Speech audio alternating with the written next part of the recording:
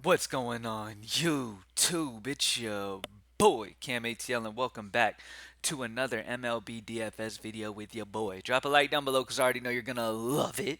Subscribe to the channel if you haven't already. Comment anything in the comment section and enter your name into the $50 giveaway I do every single week on this channel. The winner of last week's $100 giveaway for MLB opening week was announced in the MLB Prize Picks video. Go check that out if you haven't heard that. I forgot who the winner's name was, but I announced it in that first video, so go hit it up. Thank you guys for joining me as always, man. What a fantastic MLB DFS start to this season we've had, man. It has been absolutely wonderful. We have been incredibly hot. And I was telling y'all before the season started, everybody who played baseball with us last year, like it was a huge season. Huge. Because it's just, I don't know. Baseball's just been my thing over the last like 3 years or so. I've just had huge seasons with baseball.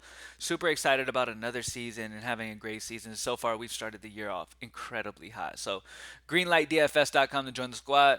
Let's go ahead and get straight into these picks for today. Remember, I'm just going to put a high five in. I'm going to go two pitchers, three bats, kind of get you started on this slate. We have a nice size slate today. No basketball today, so all we have is to lock in on baseball today. It's 10 games, I believe. Yeah, 10 games. So let's get straight to it. So starting off at pitching, there's two pitchers that I trust the most on this slate. There's other options that I also am willing to consider, but there's two guys that I'm mainly rocking with, and that's Nestor Cortez and that's Hunter Brown. Nestor Cortez is one of the, when it comes to just overall pitchers in this league, he's one of the more talented guys in this league. It's a great spot for him at home against Philly here. He is 9-7, so you're paying a premium for him, and I'll talk about some other options that you can drop down from Cortez too if you would like to save some money, if you feel like you absolutely have to. But remember, getting your pitching right is the most important part. Like, we're going to have guys in the 2K range leading off and batting high in their orders that we can kind of grab to still get the pitching that we need. You know what I mean? So that's the thing with baseball is that you will have the opportunity to be able to grab some value bats. And as you guys know, Mike Trouts of the world or Jordan Alvarez's of the world, these guys can go out and go 0 for 5 in a game. You know what I mean? It's definitely possible. So, but with pitchers, you know, a lot of the time these guys ain't great. I mean, pitchers can get blown up too, obviously, but pitching is just so important because they can score 30 points. You know what I mean? Batters can too, but it's much more of a risk trying to determine whether they're going to be able to do that or not. You know what I mean? So Nestor Cortez and Hunter Brown. Nestor Cortez, like I said, overall super talented pitcher, very good CSW percent, called strike whiff rate. Swing and miss stuff is great. He's just got some good stuff at home in New York, where I'm expecting New York to get the W here. I love Nestor Cortez. He just feels very safe to me in this matchup, and there's some value bats today that we can grab that really make this possible. Hunter Brown at 7-4. Hunter Brown has some really good swing and miss stuff. His stuff is really good, and he gets to go against a bad Detroit offense. I love this spot for Hunter Brown at 7-4. He just seems like a very solid option to me. Point per dollar, he's the best pitcher on this slate, I would imagine, if this would sort. There you go. Okay, Michael Grove is like an interesting value option, but nah. I don't like going value pitchers like that. But Hunter Brown is an elite option at 7-4. At home in Houston. Houston's expected to get the W pretty easily here, so both these guys should get the win bonuses as well. Really love the spot for both these guys. All right, let's talk hitters. First hitter I'm going to talk about is going to be a value guy, and that's Tristan Casas. Love the spot for Casas here in this matchup. He's got the lefty-righty matchup against Oviedo, and the problem is Oviedo just struggles to get guys out, lefties out. Period. That his xFIP is like over 5.3, which is really bad. Meaning he just is not good versus left-handed bats. He cannot get them out. He's either walking them or he's giving up hits. You know what I mean? Like he's the lefties put the bat on the ball, plain and simple, against Oviedo. Oviedo's got a good solid strike. It's a good solid fastball. Throws the ball like 97 miles an hour. You can get up there. But Tristan Casas and these Boston lefties are probably going to do some damage to him here at home in Boston. Vegas totals high. Oviedo, like I said, struggles versus lefties to get them out. High walk rate. He just struggles against lefties overall. So Tristan Casas at 2-6 should be batting at a good spot in this order. So we'll see. Good in the heart of the order. He's got some good power. Against, he's got 262 ISO versus right-handed pitching, so really good spot for him here in this one, and definitely like him as a value option and one of the top team totals of the day.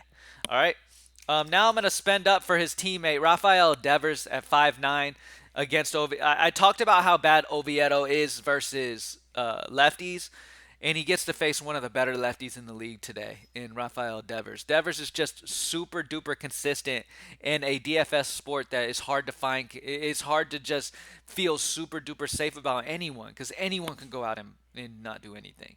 But Rafael Devers is a guy who is incredibly consistent, and he has got the power to hit a home run.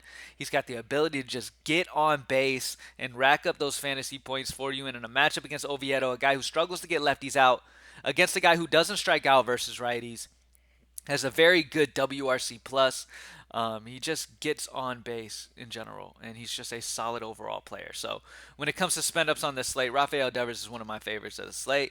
And then another guy that I feel like is sneaky because I don't think a lot of people are going to play any Pittsburgh, but they should. Cutter Crawford for Boston is a horrible pitcher versus left-handed bats.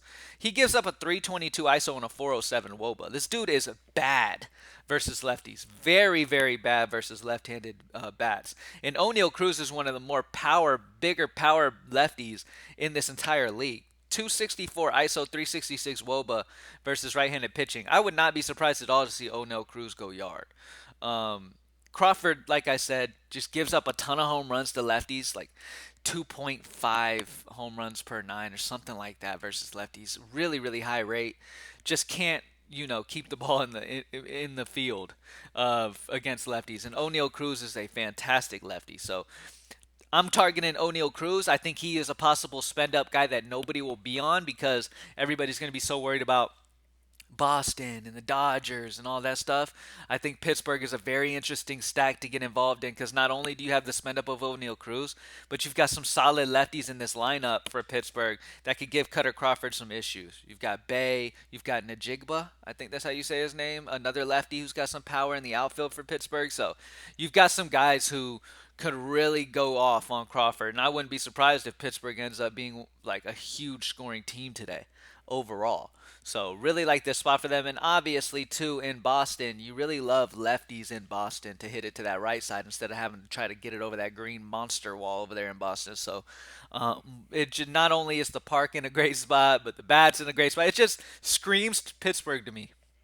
I just think Pittsburgh is a very interesting GPP stack today against Cutter Crawford. With all the lefties they have in this lineup, they could really give him problems. But that's it. We've got Nestor Cortez and Hunter Brown are just my safest options. Other options that I've considered and that I'm still going to be considering, George Kirby at home in Seattle is a guy that you can have some interest in. Yes, the Angels' offense is a solid offense, but they have their moments where they just can't do much as well. George Kirby is a solid overall pitcher.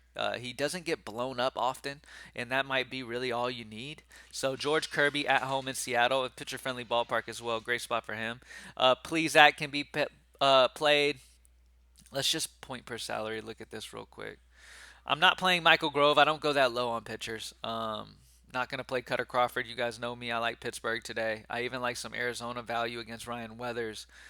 But yeah, man, I mean, there's really not any other options. You're either going, like, your options today at pitcher is Cortez, Hunter Brown, and George Kirby. That's kind of where I would stay. I wouldn't go much lower than that. I would stay right here in this three range right here. Ton of batting options, obviously. I mean, I don't have any Dodgers in this high five, but Dodgers are in a solid spot against Feltner.